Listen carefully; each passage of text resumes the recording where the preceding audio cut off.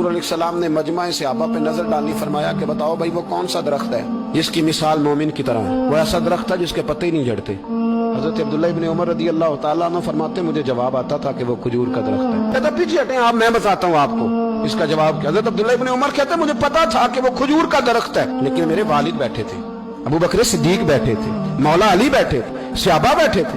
आप फरमाते हर एक मुझसे बड़ा था, तो मुझे मेरे अदब ने इजाजत नहीं दी कि मैं जवाब दूं। अल्लाह करे मेरी इस बात आपकी समझ में आए। सवाल का जवाब मुझे आता था, लेकिन अदब का तकाजा था कि मैं बड़ों की मौजूदगी में जवाब न दूं। हुजूर ने दोबारा पूछा, सहाबा खामोश रहे, तो फरमाया मैं बताऊं? या रसूलल्लाह बताइए। तो महबूब फरमाने लगे वो खजूर का दरख्त है। नबी करीम ने हज़रत अब्दुल्ला इब्न उमर की तरफ मोड़ के देखा, फरमाया मेरे गुलामों वो दरख्त है खजूर का। अब्दुल्ला को जवाब आता था, इसे पता था कि वो खजूर का दरख्त है, लेकिन तुम्हारे अदब की वजह से ये खामोश रहा। मेरे रसूल करीम अलैहिस्सलाम के गुलाम जिनके इल्म पर मेरे नबी को इतना एतमाद है कि हुजूर ने फरमाया मैं इल्म का शहर हूँ और अली उसका दरवाजा है।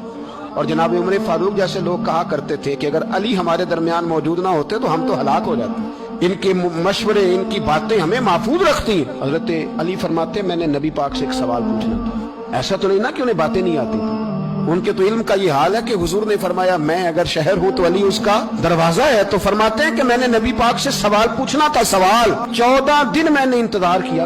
हर रोज मैं मस्जिद में जाता, घंटों बैठता, पर 14 दिन इंतजार किया। क्यों? फरमाते मेरे दिल में ख्याल आता था कि कोई और आए, वो वाला मसला पूछ ले तो मेरे वाली बात भी हल हो जाए, मुझे हुजूर से पूछना ना पड़े, कोई और पूछ ले ताकि मुझे ना पूछना पड़े। फरमाते हैं 14वें दिन एक बद्दू आया, उसने आके नबी करीम अलैहिस्सलाम से सवाल वो पूछा जो मेरे दिल में था।